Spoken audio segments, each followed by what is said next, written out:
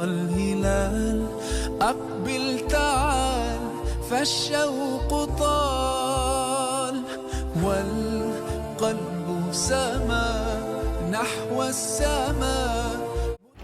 السلام عليكم ورحمة الله وبركاته. ما أنتوا تاريخ الطهي سجال كبيشة صدحات لبض كل لباتني أفرته waxaan noo suurtoobay inaan furno xafiiskii labaad ee hay'adda najax oo aan ka furnay gaar ahaan xaafadda hodan ee magaalada muqdisho.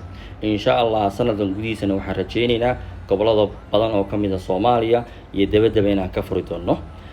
waxaan kaloo rajaynaynaa ramadaantana hadda foodan ugu soo haysa in aan sameyn doono barnaamij afurina haddii Rabbi idmo.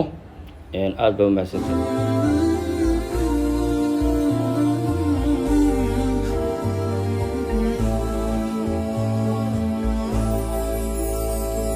فيك الحب زاد عم العباد يا خير زاد رمضان يا شهر القرآن